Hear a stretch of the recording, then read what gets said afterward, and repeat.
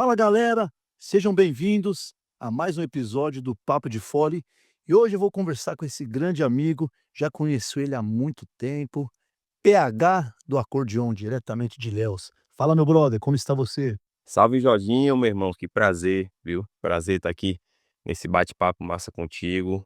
Você que é uma das referências aí hoje da nova geração da música. Fico honrado em fazer parte desse podcast maravilhoso. Tô bem, estamos aqui seguindo na luta, fazendo forrozinho quando dá e onde dá. Obrigado por falar que eu sou uma referência. Pô, eu fiquei lisonjeado, obrigado. Nego velho, tô muito feliz em conversar com você. Desde quando eu tive a ideia de começar a fazer esse bate-papo, tal, podcast com a galera, eu já tinha você em mente da gente bater um papo e eu sei que a gente vai ter bastante coisas para conversar por aqui. Eu quero te perguntar como que a sanfona e o forró pé de serra, como que eles entraram na sua vida? Ô Jorginho, essa pergunta, apesar de ser uma pergunta padrão, né, para nós que somos forrozeiros e tal, mas ela tem uma resposta minha que com certeza é fora do padrão. Normalmente a gente começa os sanfoneiros começam a tocar por influência do pai, do avô, alguma coisa assim, né.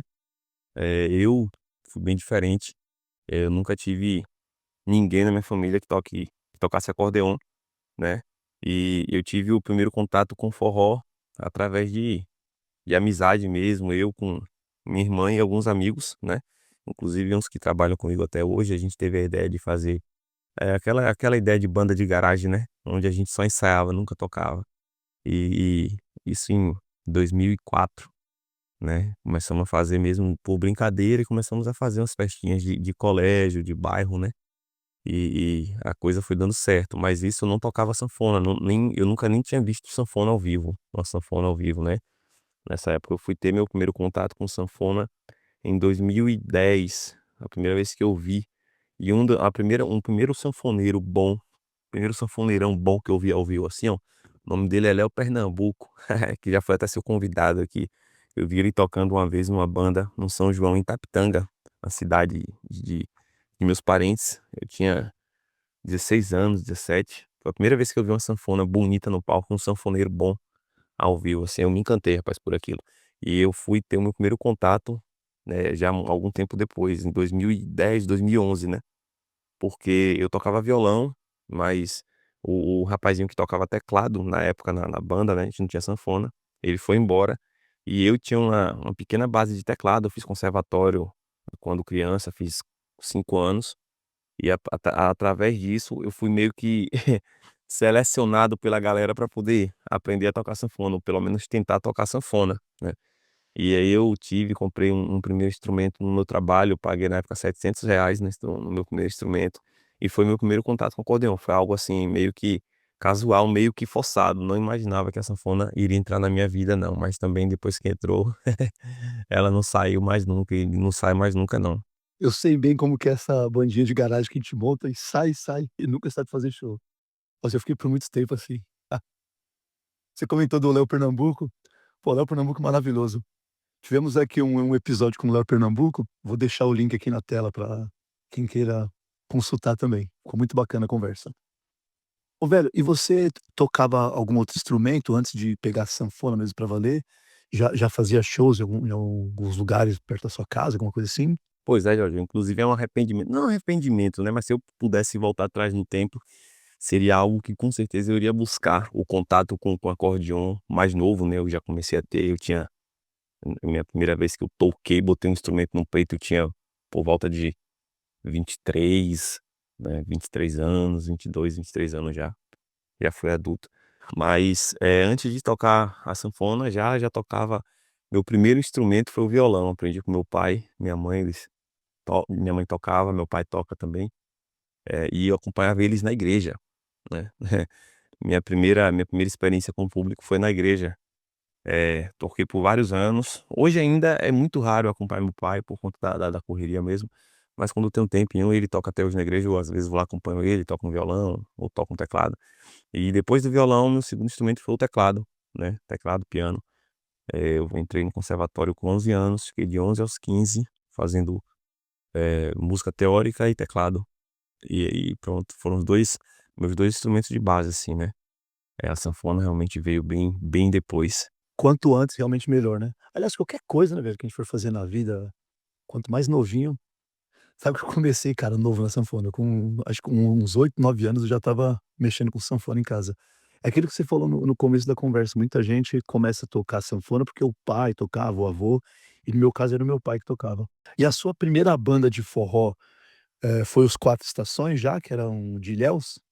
Ou você teve um outro projeto antes desse? É, aí fica bom, velho, com a influência do pai, né, um pai, um avô, ave Maria. Eu espero passar isso para o meu filho, né, vou ver se ele vai gostar, não vou sufocar a mente do artista não, mas se ele gostar da arte, da música, eu espero que ele comece a ter contato com a sanfona cedinho. O meu primeiro trabalho com forró foi o Quatro Estações, né. O Quatro Estações foi minha irmã que deu esse nome, ela na época cantava comigo, era nós 2, mais 4 colegas, né, 4 amigos de infância, assim. E, como eu disse, não era banda de ensaio, mas foi o meu primeiro projeto. E eu fiquei 19 anos, né, com o Forró Quatro Estações, com a mesma base, né, é o mesmo time. A minha irmã ficou só 2 anos, depois parou, ela também teve um contato rápido com acordeon, até tem um até hoje, chegou a tocar em banda também, sanfona, mas depois parou porque ela virou servidora pública, tal, trabalha o trabalho demanda muito tempo, então ela desistiu meio que da música, assim. Mas foi o Forró Quatro Estações foi o meu primeiro trabalho, né. Até até então o único, né, depois que há quase 3 anos atrás que eu, finalizei, assim, o projeto para poder seguir a carreira solo. Basicamente na época, no início, a gente tinha, né, algumas bandas elas têm um alcance maior, né, nacional e influencia essas bandas influenciam muitas bandas emergentes, bandas que começam, e foi o caso da gente. A gente a gente tocava muita música popular brasileira e de banda de forró mesmo, a gente tocava muita música do Fala Mansa, né, que é uma banda que tem um alcance, uma projeção, nacional, assim, e chegava até a gente. Nessa época a gente não eu não conhecia o Pé de Serra, né, talvez os únicos artistas que eu tivesse a noção era do Pé de Serra mesmo, Dominguinhos, né, o Luiz Gonzaga, no máximo, assim. E aí com uma referência ali de um outro Flávio José, que já abrange um público também um pouco mais popular, né. Mas era isso, a gente só tocava basicamente música popular brasileira e Fala Mansa. Ah, que massa, velho. Isso já com o formato de banda de forró, assim, né, de sanfonas, zabumba, triângulo. Não sei se tinha algum quarto elemento, mas fazendo as músicas popular brasileira, acho bacana, velho, muito legal. E, velho, como é que foi a mudança de quando você saiu para aquele formato de banda, né, dos Quatro Estações, pra fazer carreira solo? Na verdade, a formação ali não mudou tanta coisa, né, mas é mais o nome do projeto mesmo, que era Quatro Estações, e agora é PH do acordeon. Então como é que foi essa mudança? Isso, Jorginho, é. Na época era aquele formato mais de banda, né, tinha violão, era teclado, né, não tinha sanfona no início, mas era realmente formato mais de banda. A gente fazia algumas praças, né, de São João, então exigia mais banda, não trabalhava com trio, né, com trio de fato. Comecei a trabalhar com trio em 2012, foi quando eu tive, né, depois de um ano meio que tentando tocar sanfona, eu me arrisquei a tocar com trio e me encantei realmente, assim. E a mudança, né, ela veio aí há 2 anos e pouco, quase 3 anos atrás. Na verdade, assim, é como um casamento, né, a gente ficou juntos aí 18, quase 19 anos, né, trabalhando a mesma galera, e isso deu muito certo por conta realmente de amizade, né, de uma energia boa fora do palco também, né, a gente se conhecia, todo mundo se conhece, então sempre teve muito respeito. Então o projeto deu certo durante 19 anos, né, algo que com certeza agregou demais pra todo mundo, né, que fez parte pra mim e para os meninos, né, enquanto músicos também, né, a gente amadureceu juntos aí nesse tempo.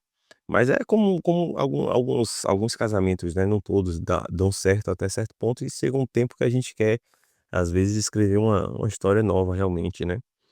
Acontecem desgastes naturais, né, mesmo que a gente nunca tenha, perdido um respeito, nunca houve brigas, discussões, nada disso não. Mas são, às vezes, escolhas mesmo.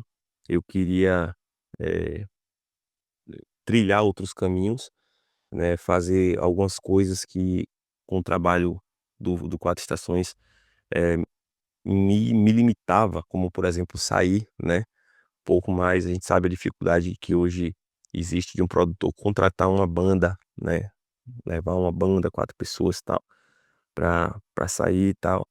E eu acabava deixando de tocar muito em muitos casos por isso, né, a gente acabava deixando porque os custos para um produtor, de forró, né, eram relativamente altos, tal. E eu queria também experimentar outros sair um pouco da zona de conforto, experimentar outras sonoridades com outros músicos, né, para me desafiar um pouco mais também, e isso me ajudou muito, assim, no meu crescimento enquanto, artista, né.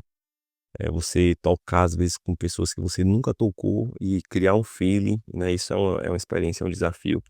Amadurece a gente também, me amadureceu um pouco como instrumentista também. Eu não tenho a mínima audácia hoje de dizer que eu sou um sanfoneiro, cara. Eu acho a sanfona um dos instrumentos realmente mais lindos, mais espetaculares e mais desafiadores que existem, né. E eu sou curioso, toco alguns instrumentos de percussão, de harmonia, mas a sanfona era desafiadora, então eu não ouso dizer que eu sou um sanfoneiro, né. Eu toco, venho buscando evolução, mas esse trabalho solo, né, eu me desgarrar do forró 4 estações, também me ajudou muito na questão da minha evolução pessoal enquanto sanfoneiro, né, que ainda espero crescer demais, tenho muito a crescer, mas esses 2, 3 anos também acabou me ajudando nesse sentido, né. E foi uma transição tranquila, os meninos, eh eh, entenderam, sempre foi tudo bem conversado, esclarecido, né, os motivos, tal.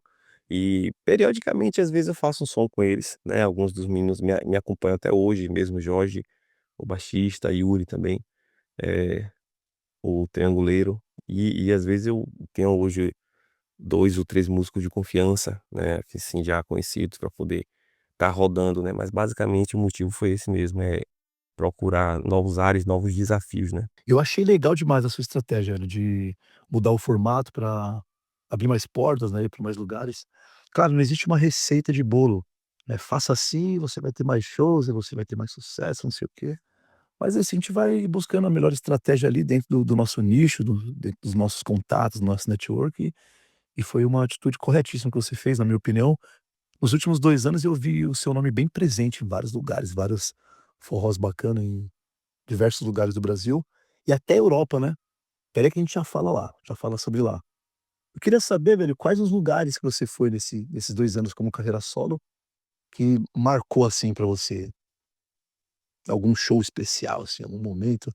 Como é que foi essa experiência? É isso, realmente, muitas portas foram abertas, né, facilita um pouco mais, o feedback, né, das pessoas, graças a Deus, tem sido, assim, muito positivo, até me surpreendo, né, com a resposta, com carinho, né, a manifestação da galera quando a gente vai, né, nos lugares, né, nos eventos, nos festivais, locais que a gente, de repente, não imagina que o trabalho está sendo tão visto ou tão ouvido, né, e a coisa acontece. Assim, nesses últimos 2 anos, como você falou, graças a Deus eu tenho rodado bastante, e existe alguns lugares que são, assim, são até clichês, né. Por exemplo, Itaúnas é um local que vai ser sempre especial, né. Tocar no Bar Forró, tocar no Café Brasil, tocar na padaria, cada um com seu charme, né, cada um com sua particularidade, mas são locais, assim, especiais.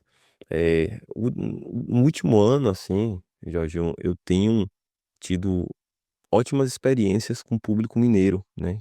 Eu já rodei algum tempo no Rio de Janeiro, São Paulo já tem, acho que tem uns quase 2 anos que eu não vou, mas é sempre bacana também quando eu vou.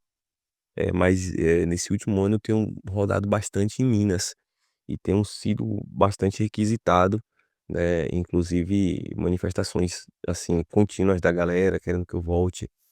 Alguns forrós lá são muito gostosos de tocar, uma energia realmente muito diferenciada, né, então Minas Gerais é um estado, né, que realmente tem me acolhido muito bem, né. BH é a primeira vez que eu fui em BH, tem um pouco mais de um ano. Desse ano pra cá eu já tive lá mais ou menos 5 ou 6 vezes em um ano, né, isso pra gente que sai aqui da Bahia é muito.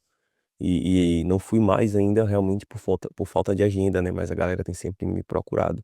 Então é um público que eu levo com bastante carinho, a galera de BH ali. Terra boa, BH.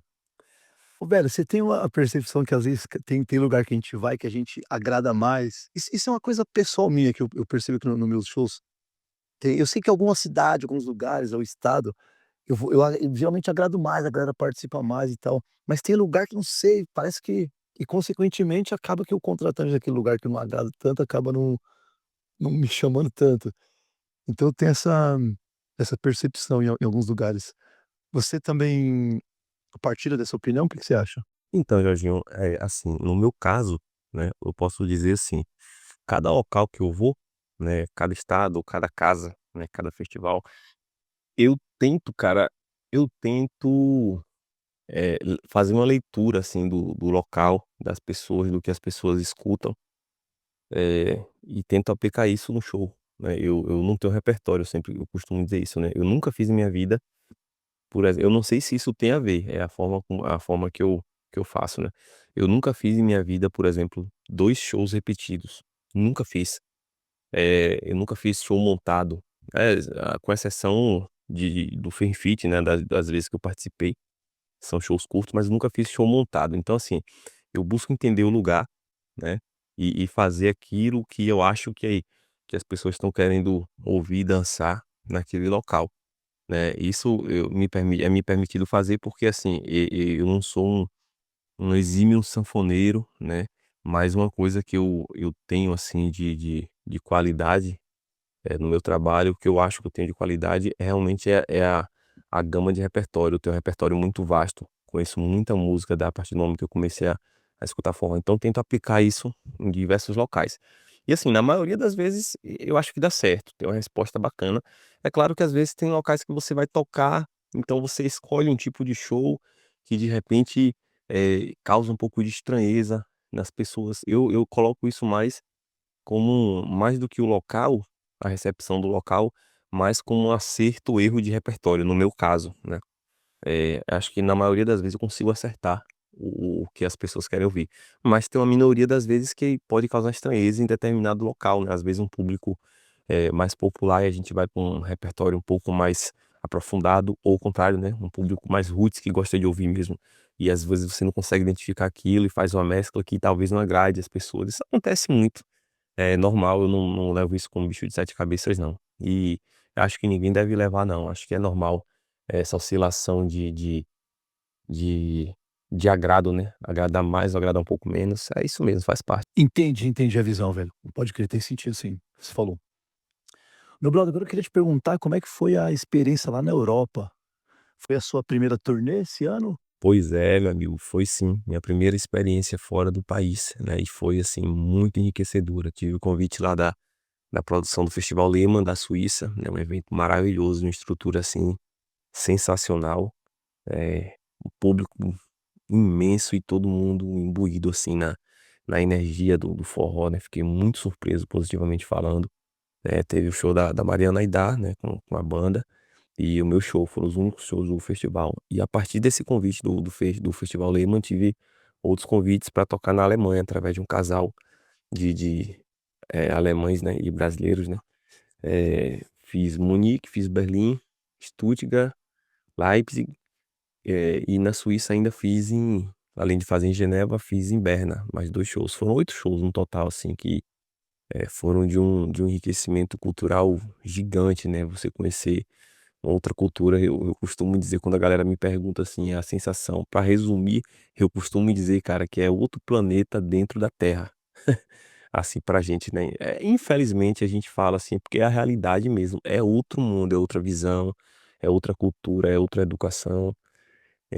Tem também, né, tem em comparação ao Brasil os pontos negativos pra gente, né, eu prefiro muito mais o clima daqui, mas tem seu charme o frio, né, lá também. Mas assim, falando do forró em específico, é surpreendentemente, assim, sensacional a forma com que a galera tem acolhido o forró. Fiz essa experiência, espero voltar, já tive convites, né, pra voltar pra Inglaterra, né, no momento certo vai acontecer. Tem alguns produtores aí que a gente tem mantido contato, e eu não fui na verdade porque eu escolhi dar um tempo por esses meses, porque meu filho acabou de nascer, e eu quero curtir ele, né, esses primeiros meses, acho essencial, assim. Então, abri mão um pouquinho de ir por agora, mas já estou projetando voltar em breve, né. Você, mais do que ninguém aí, pode confirmar o que eu estou falando, né, com relação à cultura e com relação ao quanto, as pessoas na Europa, os brasileiros lá e os próprios europeus têm, recebido e acolhido o forró, né, a cultura nordestina tão bem. Ô velho, você colocou as palavras de uma forma muito bacana. Eu não gosto de ficar falando quando da Europa de uma forma como seja melhor do que aqui, né, eu acho que cada lugar tem o seus prós e contras. Mas é falando de uma visão social mesmo, lá o preço das coisas é mais acessível, o poder de compra é maior, a educação é bem acessível para muita gente, não vou dizer todos, mas muito mais do que proporcionalmente muito mais do que teríamos aqui. Então transporte bacana, preço das passagens são legais, num preço em conta, e eu vejo que a galera tá bem longe de lutar pela sobrevivência, sabe. Então eu acho que tudo isso reflete no nessa diferença, né, como você colocou de uma forma bem bacana. E aí tem essa questão também, agora já falando do forró, que a gente viaja pra tão longe, né, cara. Aí você vai lá numa cidadezinha na Alemanha, fazer um forrozinho, você vê a galera chegando e a galera querendo saber mais do forró, dançando.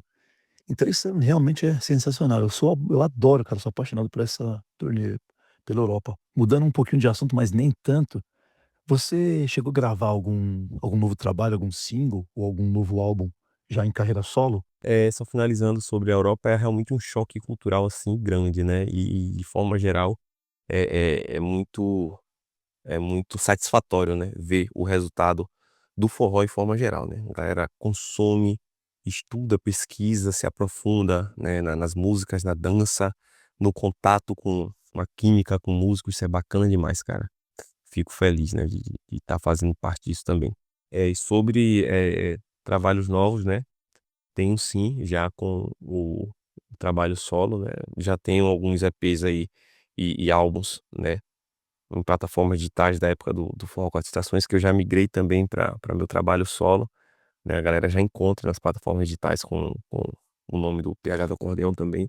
Mas falando em específico, né, o meu trabalho mais recente foi do final do ano passado, onde eu fiz um EPzinho com 3 canções, apenas 3 canções, um shot, né, uma música instrumental chamada Um Salseiro Pé de Serra, e a música Viver a Vida, que foi a música que eu concorri no Fenfeat agora em 2023, e fomos vice-campeões, né, como banda. Então eu gravei essas 3 canções, elas estão disponíveis aí nas plataformas digitais, né, Spotify, Deezer. O nome do EP é Viver a Vida, né, PH do acordeon, Viver a Vida, que é um homônimo da canção, né, da primeira canção. Então tem a Viver a Vida, tem o Shot, que é uma parceria, uma letra de uma amiga minha baiana, né, ilhaense, conterrânea, que vive na Suíça hoje, que é a Tica Paula, chamado Because I Love You, né. É um shotzinho, né, mas ela não é em inglês não, gente, é só o título e só um trecho de uma música, vale a pena conferir. E a música Um Salseiro Pé de Serra, eu gosto muito de fazer instrumentais, né, o Salseiro Pé de Serra é o meu sexto instrumental mais recente, e tá aí nas plataformas digitais, essas 3 canções. E só lembrando a galera que o link para você ouvir as músicas do PH estão aqui na descrição desse podcast. Vai lá, clica lá, escute sem moderação. Ô velho, e como é que é o seu processo de gravação, de composição, desde o momento que a música não nasceu ainda, né, ou nasceu, às vezes alguém manda pra gente uma poesia. Como é que é? Você grava músicas de outras pessoas? Eu vi que você já mencionou aqui alguma parceria nesse álbum com 3 músicas, mas no geral, você gosta de compor em parceria, gosta de fazer sozinho? Me explica como é que é o seu processo, desde o momento que a música, chega pra você, ou que seja na sua ou chega na sua mente, ou chega em um papel por alguém, ou um áudio, até a gravação no estúdio, masterização e mixagem. Queria entender como que é esse seu processo. É isso, galera, precise ser moderação, viu. Ajuda o artista independente depende de vocês aí. Ele não é independente não, ele é dependente de vocês, que escutam, que consomem, e a gente só agradece e segue daqui. Então, sobre um processo de composição e gravação, foi algo que eu aprendi com muita luta, com muita resistência minha, a priorizar trabalhos autorais. eu nunca fui um compositor, aquele compositor, né, de mão cheia, de você olhar para uma folha caindo na árvore e se inspirar e fazer uma letra. Não é o meu forte, definitivamente. Minhas composições, elas começaram muito verdes e aos poucos a gente busca amadurecer, né, a letra, o contexto, as harmonias também. Então é um processo que para mim ainda é um processo contínuo. Eu tenho sim alguma dificuldade em compor, em achar o equilíbrio entre a métrica, sentido da letra, a métrica e a métrica do canto, né. Eu tenho alguma dificuldade, faço minhas composições, mas com muito trabalho, faço, não gosto, aí vou refazendo, né. E pelo menos a resposta tem sido positiva da galera, teve algumas que realmente me surpreenderam, então a gente fica um pouco mais tranquilo no sentido de pelo menos estar tentando buscar o caminho correto, né. Faço algumas parcerias, né, já tenho o Léo, eu tenho 2 músicas do Léo Braga, uma que a galera escuta muito, que é o Rojão Quente também, um forrozinho bem bacana, bem balançado. Eh, e a gente amadurece o processo também de gravação, né. Eu sempre gravei minhas canções, sempre fui um entusiasta, assim, do áudio, né. Hoje eu tenho um home studio em casa, eu comecei a gravar meu primeiro álbum no meu quarto e lancei assim mesmo. Hoje eu consegui fazer um pequeno estúdio na minha casa, com tratamento devido, isolamento, tudo certinho, e isso se reflete na qualidade das gravações, né. A gente vai buscando um padrão bacana, razoável, né, pra comercializar algo de qualidade, e a gente vai amadurecendo isso também, o processo de hoje eu faço minhas captações, mixagens, masterizações, eh, gravo vários instrumentos, assim, alguns, né, vários é muita coisa, mas gravo alguns instrumentos dos meus trabalhos, né. E o processo de composição, ele realmente, pra mim, ele ainda é contínuo. Eu busco primeiro eh, criar ou ter pelo menos um início de letra que me agrade, para a partir daí, desenvolver essa letra e chegar num ponto onde, após eu desenvolver a letra, eu consiga musicar, né. Eu venho com uma ideia vaga de harmonia para poder fazer e tento desenvolver isso após fazer a letra. A minha forma é mais ou menos essa, né, já com a música instrumental, é algo que talvez eu tenha tomado um gosto, né, as músicas que eu tenho, as pessoas até costumam dizer que meio que tem um DNA nas minhas músicas instrumentais, talvez harmonicamente falando. Eu já ouvi isso de uma meia dúzia de pessoas. Eu não sei o quanto isso é bom e o quanto isso é ruim. Se pode parecer algo, sei lá, talvez repetitivo, por parecerem, sei lá, harmonicamente terem um DNA, mas é algo legal também que identifica, né, um trabalho seu. As pessoas ouvem e falam: "Pô, aquela música ali é do TH, é a cara dele". Eu já ouvi isso das minhas músicas instrumentais, né, são 2 processos diferentes. O instrumental pra mim ele flui um pouco mais natural. Eu acho que eu gosto mais de desenvolver harmonias, de desenvolver melodias, né. Eu acho um pouco menos complicado, mas o processo de gravação, de composição, na verdade, é bem complicado pra mim. Nossa, você vê que o processo de gravação, composição é muito pessoal, né, cara. Eu conversei com umas acho que esse é o 11º episódio, e a gente sempre fala sobre isso, então cada pessoa dá um relato diferente.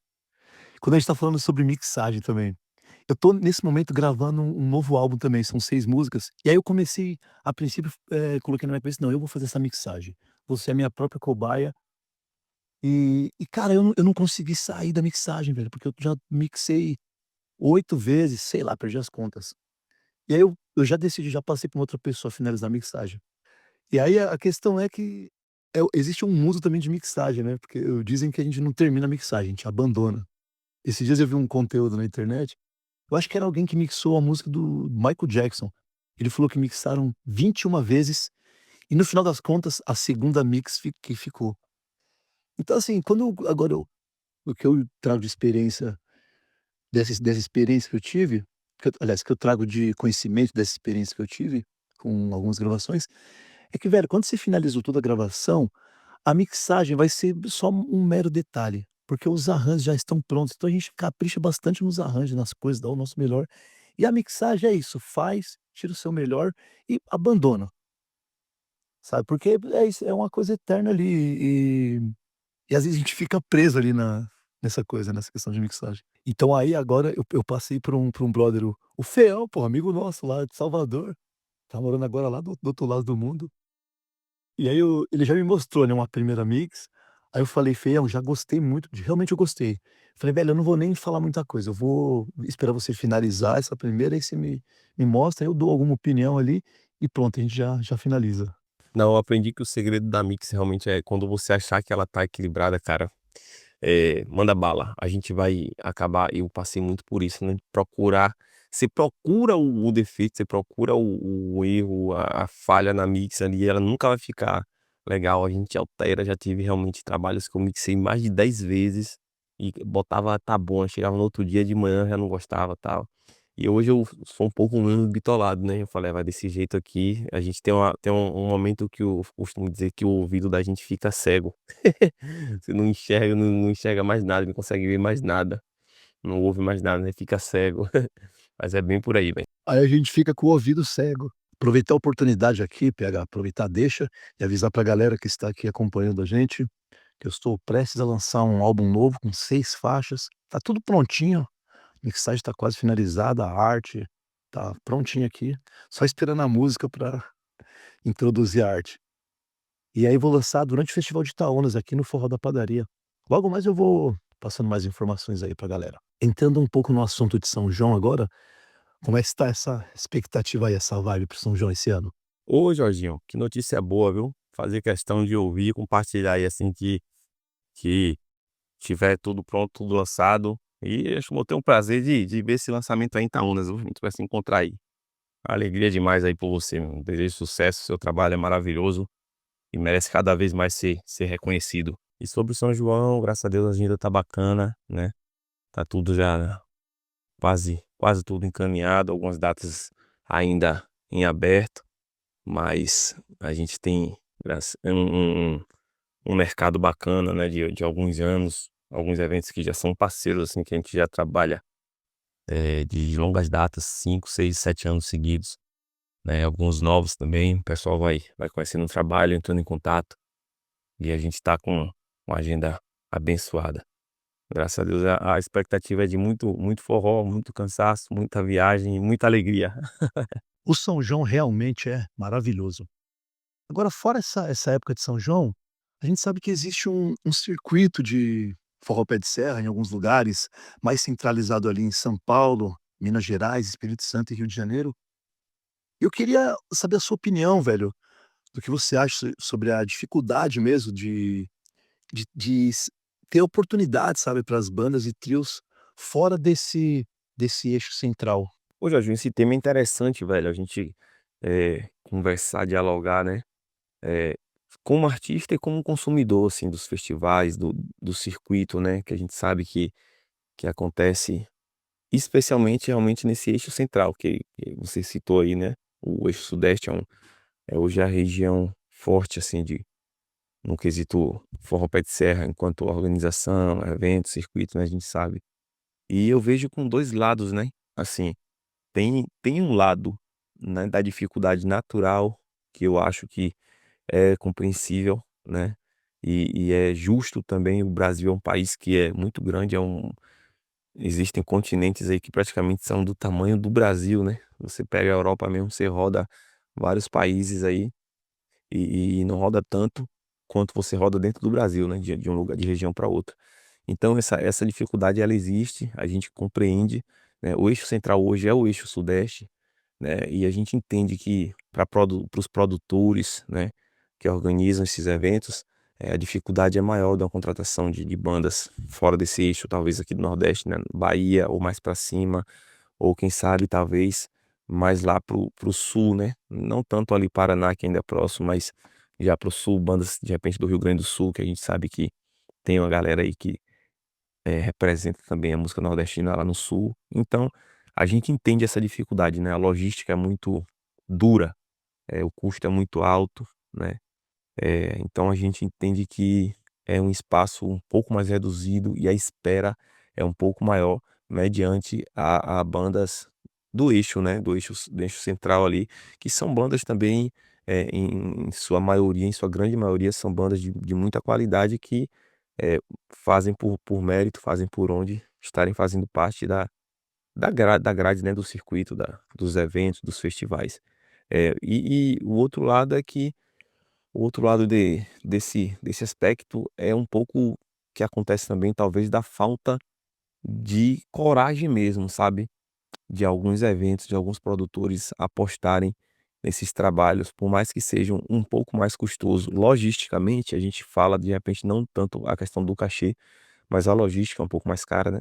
Mas existem alguns produtores que têm essa coragem em arriscar, mas é um risco, talvez, que um risco calculado, né. Existem bandas que são fora do eixo, que têm qualidade, que têm, um público bacana, público que pode estar agregando, né, a esses festivais aí do sudeste, que a gente fala sudeste, porque o sudeste é onde acontecem realmente os grandes festivais em sua maioria, né. Alguns poucos aqui no nordeste, mas o sudeste realmente é o eixo. Então existem bandas que podem estar agregando público e com certeza agregam trabalho também aos festivais, né, eh, que podem estar sendo lembradas, chamadas, né, mas, precisa haver realmente um pouco mais de coragem, desses produtores de conhecerem ou pesquisarem, eh, esses trabalhos, né. Tem muita banda de qualidade aqui. Você é um cara que roda muito aqui o nordeste, pode também corroborar isso. Então eu espero que esse cenário também seja mudado, né, em partes, que haja um pouco mais sim de espaço para esses trabalhos aqui, do Nordeste ou do Sul, ou também do Centro-Oeste, né. Eu vejo uma banda que tem se destacado aos poucos aí dentro do cenário e fico muito feliz, porque é uma banda muito bacana, né. Você te lembrei que agora é o Moinho d'Água, os meninos lá de Brasília, que é uma região que não tem uma tradição de forró, assim como o Nordeste ou como o Sudeste, mas os caras têm um trabalho muito bacana e estão por méritos entrando, né, no circuito, nos eventos, nos festivais. A gente acompanha as redes sociais, tenho visto eles aí, entrando, né, nesse espaço com méritos e fico feliz. Espero que isso aconteça com outras bandas em outras regiões também, porque eu acho que vai agregar demais, né, com o calendário do forró. Muito bacana, velho, a gente falar sobre esse assunto sim, e temos mesmo que conversar para não no sentido de pressionar os contratantes, de forma alguma, mas de trabalhar em conjunto, né. Entender qual que é a questão de cada contratante individual, porque cada um tem uma questão, né. Com alguns contratantes que eu já conversei, até amigos, né, a gente como um forró é um movimento bem familiar, a gente tá junto com os artistas, com os contratantes, e aí eu percebo que é isso, às vezes ele prefere fazer uma manobra mais perto, tipo tem a maioria das bandas, não sei se eu tô falando bobagem, mas estão ali em São Paulo, Rio de Janeiro, hã, Minas Gerais também, Espírito Santo. E aí, às vezes, ele faz uma manobra mais perto, né, o contratante de São Paulo, é bem mais cômodo para ele trazer uma banda de São Paulo, que tá pertinho, ou no máximo do Rio. E aí tem a questão também, velho, do público, né, velho, querendo ou não, tem banda que atrai mais público, tem banda que atrai menos.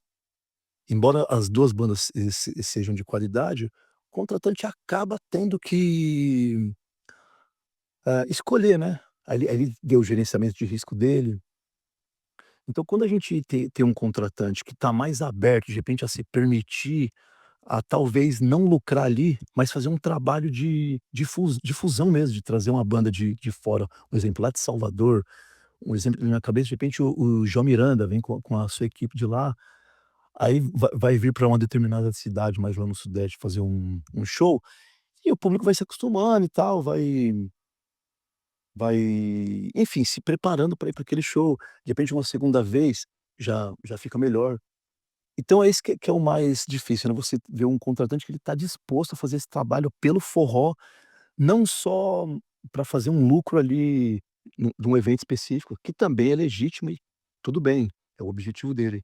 E aí PH, essa estratégia que você tá usando, que eu também já uso há um bom tempo, que é da gente de repente viajar sozinho, é como se a gente estivesse fazendo esse trabalho para ser mais reconhecido ali em determinados lugares. Eu acho que essa semente que a gente vai plantando, chega uma hora que a gente cria ali uma demanda, né, do nosso show no local, e aí a galera vai pedir para o contratante vai falar: "Opa, o pessoal tá pedindo, então eu posso trazer essa banda que ele vai me trazer o lucro aqui que eu preciso. Então é uma estratégia bacana, velho, que você tá fazendo. Eu tento ter bastante cuidado quando falo dessas questões, assim, de carreira, de o que devemos fazer ou não, porque, cara, eu acho que é muito infinito o que a gente pode fazer e depende do que tá no nosso coração também, né, o que a gente quer. Você quer, pô, fazer sucesso ali, você quer ter a sua banda, você quer andar sozinho. Eu acho que tem muitos forrós rolando em todo muitos cantos por aí, Brasil, Europa, Nordeste, e aí você pode escolher uma estratégia e ir pra cima daquela. Aí já usando como exemplo o que eu adotei já há alguns anos, cara, sabe que eu uso uma estratégia agora de tentar ser mais reconhecido no movimento através das gravações. Então eu tenho uma estratégia de gravar um álbum entre 1 ano e meio a 2 anos, e é isso, eu fico investindo nisso, nessas gravações, de repente as músicas em algum local elas serem bem tocadas, fazerem sucesso mesmo, e aí consequentemente depois desse sucesso das músicas, o contratante vai querer me levar. E aí eu vejo isso pro tipo de vida que eu levo funcionando, sabe. Eu sinto algumas portas abertas em alguns lugares através da minha música. Porque no meu caso, as pessoas não lembram de mim, na minha opinião, né, não lembram do Jorge do Rojão, porque, pô, o Jorge do Rojão tem um showzão foda, a galera lembra mais das músicas, porque realmente eu não tenho um show montado com uma banda, geralmente é mais arrumadinho, né, que a gente faz.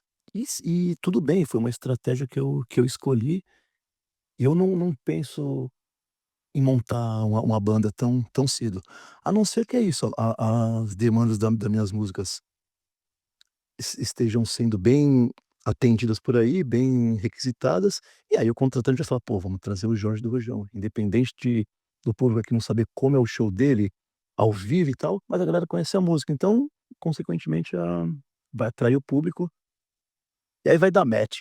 Eu Jorginho, perfeito, cara, perfeito sua análise.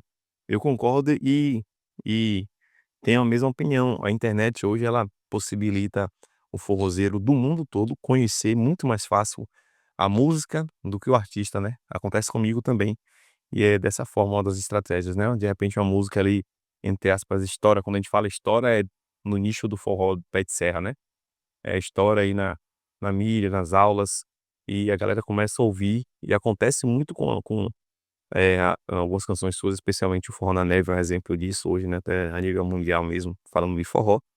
E tem acontecido com a minha também, algumas canções minhas, especialmente o instrumental que eu tenho, o Sonho de Madrugada, que é uma música que realmente abriu portas, assim, pra mim fora do Brasil também, né, festivais aqui fora do Brasil. É uma estratégia, eu acho que é válida pra gente, né, enquanto sanfoneiro, acaba sendo um pouco mais independente, por sermos sanfoneiros e por nós cantarmos também.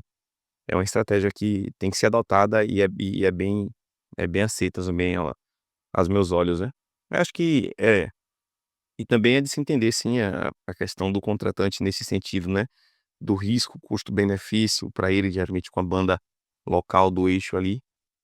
Mas é isso, a gente que eu falo aqui, a gente aqui no Nordeste, a gente tem essa desvantagem natural da distância, e tá tudo certo, a gente tem que buscar realmente estratégias, né, e contar também de repente com um ou outro contratante que tenha essa natureza de pensamento, assim, de, difundir um bom trabalho fora do eixo também, um pouco à frente do lucro. A gente sabe que nem todos têm essas condições, porque, eh, a maioria dos contratantes realmente fazem os eventos visando também o lucro, claro, né, que não estão errados não. Mas de repente alguns que têm uma condição de ter um risco maior, né, eh, pensem dessa forma, a gente fica também nesse nesse pensamento, nessa torcida, né, de conseguir esses espaços, mas é por aí. E assim a gente segue em busca da batida perfeita. Como já é de praxes aqui na nossa conversa, no nosso podcast, eu quero que você me fale 10 nomes de sanfoneiros aí, que você já ouviu, que você gosta de ouvir. Pode ser dos antigos, dos saudosos, dos mestres, dos novos, como você quiser. Manda. Primeiro, assim, vou colocar um à frente dos outros 9 numa prateleira separada, beleza? É, Grande Dominguinhos, pra mim tá uma prateleira acima, com todo respeito aos outros, né, mas pra mim é um cara que inspira demais e tem tem um DNA único, assim, realmente no quesito qualidade, né, sensibilidade realmente, na arte de fazer o o o simples se tornar sofisticado. Acho que é a melhor definição, assim. Aí outros, né, vamos mandar aqui outros nomes, vamos lá. Vou botar aí Léo Pernambuco, cara que eu gosto de ouvir demais, né, da nova geração, né, por assim dizer. Léo Pernambuco, Jefinho Dias, né, Nonato Lima, vamos lá. Gosto de ouvir também, aí eu curto ouvir os trabalhos, né, aí vamos pelos trabalhos, né, a puxada de fole mesmo, assim, Nando Nogueira, né, o Gabiru, sanfoneiro do Coisa de Zé, lá de São Paulo. Gosto de ouvir também um cabra chamado Jorge do Rojão, né, a forma dele tocar e harmonizar as músicas, assim, eu reparo muito, né. Desses aí eu tento pegar um pouquinho de cada pra ver se a gente, né, faz algo razoável. Eh, e aí voltando pra umas referências mais antigas, né, o Genaro Sanfoneiro, eh, seguindo, acho que tem mais 2, né, não sei se falei esse 9, mas vamos lá. Genaro Sanfoneiro. Gosto de ouvir também o Benício Guimarães, é um cara que tem uma peculiaridade muito grande, assim, não, nas suas músicas, né, o estilo das músicas, assim, os solos, são harmonias bem legais de se ouvir, né. Benício Guimarães. E aí a gente vou falar o nome de mais um sanfoneiro que eu gosto de ouvir muito, é o Luizinho Calixto, né. Gosto de ouvir muito solos dele, apesar de a sanfona dele ser o mestre dos 8 baixos, né. Mas, se puder entrar nessa modalidade aí, vou botar o nome do Luizinho Calixto, beleza? Boa seleção, velho, gostei. Gosto de todos, sou fã de todos esses, tanto dos novos que você citou quanto dos antigos. Nego velho, eu quero saber se a gente vai se encontrar em Itaúnas esse ano, como que estão os planos? Eu digo no festival. Ah, meu irmão, com certeza, né, fé em Deus, a gente vai se encontrar em Itaúnas, né. A gente vai estar lá no Forró da Padaria, foi uma experiência que eu curti demais ano passado, né, fazer o Forró da Padaria lá contigo, né, com a galera lá, o Pingo, os meninos, todos que estavam juntos lá. Energia massa, a gente vai estar lá de volta, por fé em Deus, né, galera lá, a gente vai, com certeza, tocar uma sanfoninha juntos, fazer uma resenha boa lá, e viver toda a magia de Itaúnas. É, forró da padaria já é tradição, já tô fechado no festival, no próximo ano novo. Aliás, a gente toca lá quase todos os finais de semana, sexta passada, sábado, estivemos lá, tá muito legal. Vai rolar nessa semana, não sei se quando eu postar esse podcast, pode ser que já tenha passado, mas o Festival da Palavra vai ser um evento maravilhoso em Itaúnas, vale a pena conferir. Ou olhe as reportagens, os conteúdos no Instagram, do que se já passou, para você vir no próximo ano. Então é isso aí, nego velho, tamo junto e obrigado por vir aqui partilhar histórias, experiências com todos nós. Queria pedir para você mandar um salve aí para seus fãs. Ô Jorginho, eu que agradeço, meu irmão, o espaço aí, né, nesse podcast maravilhoso aí, que com certeza, eh, ajuda demais nessa interatividade e da gente, né, artista com a galera que acompanha no nosso trabalho, né. Além de ser um bate-papo massa, uma troca de figurinhas muito bacana, agradeço mesmo o espaço, né. Agradeço a galera que sempre acompanha meu trabalho, mandar um salve, né, que tá sempre interagindo, curtindo os shows, curtindo, a as nossas os nossos projetos, né, e pedir que vocês continuem sempre dando essa moral, né, que, a gente, na verdade, vive de vocês, né, o ar do artista, né, o ar do artista é o público, né, isso aí é certo, então eu agradeço e Espero que vocês continuem sempre acompanhando o meu trabalho, sempre acompanhando o nosso trabalho, a galera que faz o Pé de Serra acontecer, viu? Tamo junto, Jorginho. Você é um cara maravilhoso. Todo sucesso do mundo aí pra esse podcast. Show de bola. Muito obrigado a todos vocês que ficaram até agora acompanhando com a gente a entrevista, a conversa com o PH. Não esqueça de deixar o seu like, seguir o nosso canal. Está sendo transmitido pelo Spotify e pelo YouTube. Então é isso. Se você quiser aprender a tocar sanfona, tem o link aqui do meu curso na descrição. Então está facinho de descobrir também. Então é isso, tamo junto e até o próximo episódio. Tchau, tchau.